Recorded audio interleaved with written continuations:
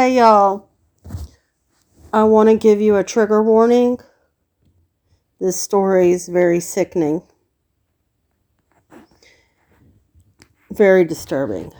In 1944, there's a 14-year-old boy by the name of George Stinney Jr. He was 14 years old, and he was the youngest person to be executed.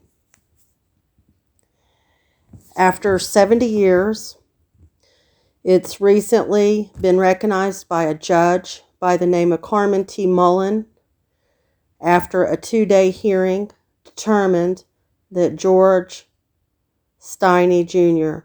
was falsely accused and executed.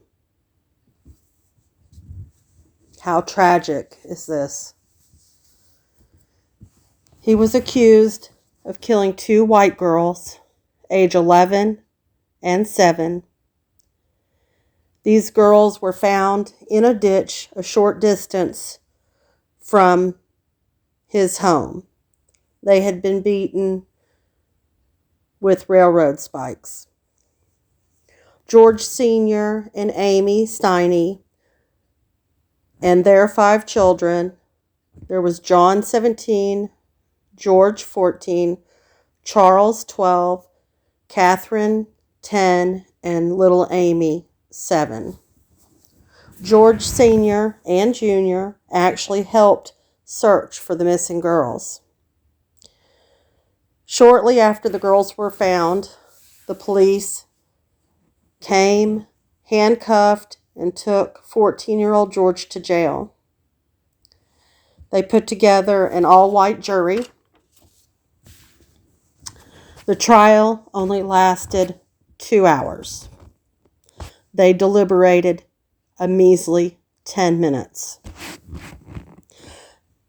This little boy's parents weren't even allowed to attend his trial and was actually taken out of the city. He wasn't even allowed a lawyer.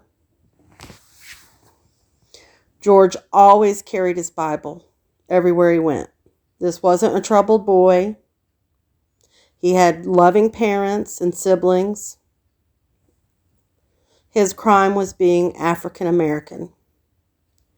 I realized that times were different back then. They were ugly and mistreated and not valued as people. I'm so thankful for all the changes that this world's gone through. But stories like this exist, sadly. This is probably one of the worst stories I've ever heard.